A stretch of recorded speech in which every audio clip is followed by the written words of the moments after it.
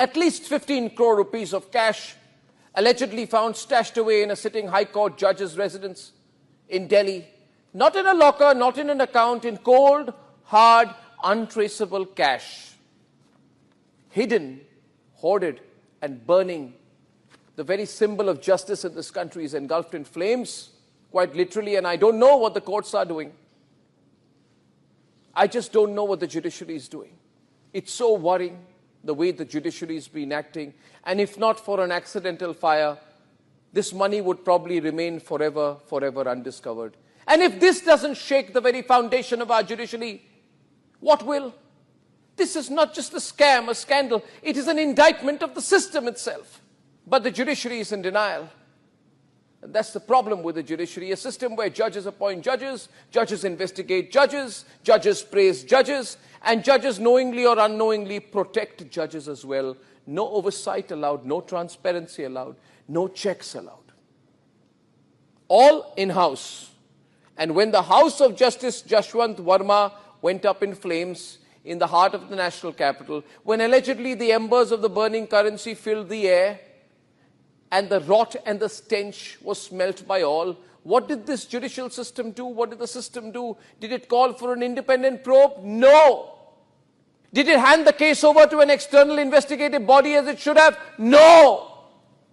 Did it demand an immediate resignation at least? No. Instead, and that's what shocks me, the Chief Justice of India merely formed a 3-member in-house committee, initially tried to do a transfer, and then all hell broke loose and pressure built. And yes, ladies and gentlemen, instead of handing over this case to the ED or the CBI or any external body to investigate an honorable judge accused of massive financial misconduct, the Chief Justice of India merely formed an in-house, underline the words, in-house 3-member committee, all in-house. What does this tell you about the state of our judiciary? Let's not mince words tonight. As I began by saying that had it not been for the media, nobody would have known about it. This is a moment of reckoning, not just for one judge, not just for one case, but for the entire system that shields, protects, and knowingly or unknowingly perpetuates judicial misconduct and allows judicial corruption. I have a simple question tonight. Is there judicial corruption? Are there corrupt judges? Who in the world will say no? Everyone knows there is. What has the system done to end it? Nothing. Absolutely nothing. Where is the accountability? Where is the transparency that the courts demand of every Indian citizen? Nowhere. Because in this country, when a judge is caught in an alleged corruption scandal, judges investigate judges. Judges investigating judges. Do you think a sitting judge will ever be held criminally liable under the system? No. Because let me tell you what happens when an in-house judicial panel takes over. Nothing. At most, a recommendation to resign. At worst, swept under the carpet. The system where the judiciary holds itself above every other pillar of democracy and lectures everyone, including the media, legislature, executive, everyone. What do they do about the rot within? Nothing. Effectively nothing. Who gave them this power? Certainly not the Constitution, not the people of India. The framework of our Constitution never meant for a closed-door group to decide the fate of our courts and our entire system. The power to appoint judges was meant to be a consultative process. But what did the judiciary do? It rewrote the rules. It handed itself the exclusive right to choose, to appoint and protect its own. Why? Why such an opaque system? We live in a transparent world. My lords, artificial intelligence, tech capabilities, algorithms, advanced thinking, exposure, and openness. Openness. The courts must be open. Let the fresh air in. Sunlight is the best disinfectant. And when the parliament, elected representatives of 1.4 billion Indians, passed a law to fix the problem, to create an independent, structured, transparent system through the National Judicial Appointments Commission or the NJAC, what happened? 5 judges struck it down. They said, nothing doing. The NJAC was passed unanimously through an executive legislative process by both houses of parliament, by over 50% of state legislatures all over India. It had the mandate of the people of India. It was a reform designed to bring balance. Judicial primacy was still there, but not absolute control. And yet, 5 judges overrule the will of over 1 billion Indians. Why? Was it right?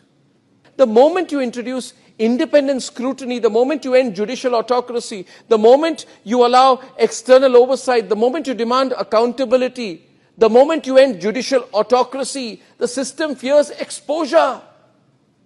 Then pesky journalists, channels, reporters, media houses, people of India will start asking questions, and the judiciary does not want that. It fears that cases like Justice Verma's will no longer be hushed up behind closed doors. Tell me, had this fire not happened, had we not made a big deal about it, would you ever have known?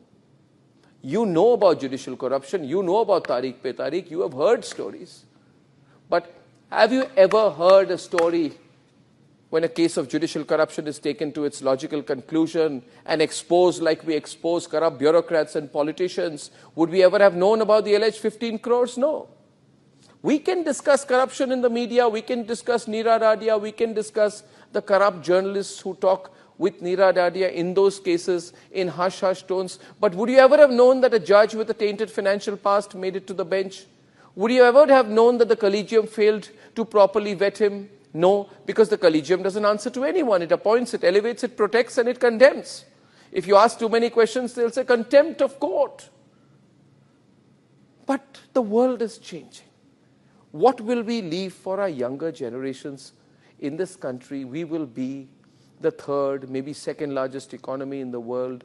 We live in a world of technological changes, openness, transparency, lack of hierarchy, sharing of information. But is that the way our judicial system is operating? You see, I am told that a former Chief Justice goes around saying that I brought in transparency by bringing the internet. You do not bring in transparency by introducing the internet. The internet exists. You do not bring in transparency simply by plugging the proceedings of a court on YouTube and letting the people watch select hearings. You have to bring in real transparency. What is being suggested is not how a democracy functions. In no other country, by the way, does the judiciary, ladies and gentlemen, operate without some high levels of scrutiny. I can tell you so many examples, ladies and gentlemen. United States, for example, the Supreme Court justices go through a rigorous Senate confirmation. In the United Kingdom, judicial appointments involve a transparent commission. But in India, judges appoint themselves, judges investigate themselves, judges hold themselves above scrutiny, and when corruption is exposed, a 3-member committee is formed. When the country is angry, when bar associations are going into boycott mode, we are told, well, things will be in India the way they always have been. And I have a problem with that. I'm sure you do as well. Now, let me ask a very fundamental and basic question tonight. Do I believe that there was an attempt at a cover-up about the fire in the judge's house where sacks of cash were found? At the risk of sticking my neck out, let me say I am convinced, like almost 99.9% of Indians are convinced, that there was an attempt at a cover-up. Was the cover-up made impossible by the pesky but irreplaceable media of this country? Yes. Are people aware? Yes.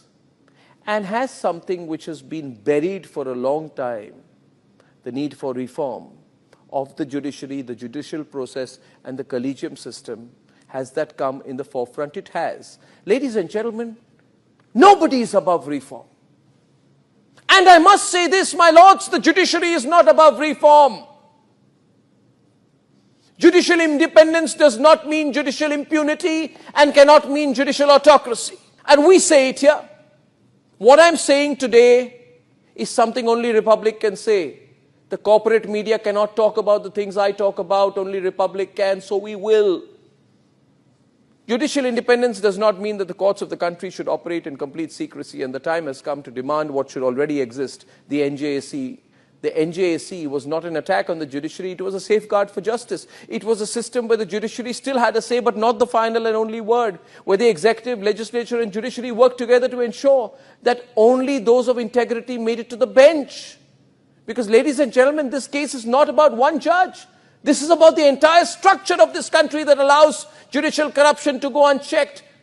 And if you believe there is judicial corruption, you have a responsibility to raise your voice. You must raise your voice tonight. Lose your fear, ladies and gentlemen. Lose your fear. This is about a system that punishes the corrupt only when they get caught, but does nothing to prevent it in the first place. So I ask again, if not serious judicial reform, then what?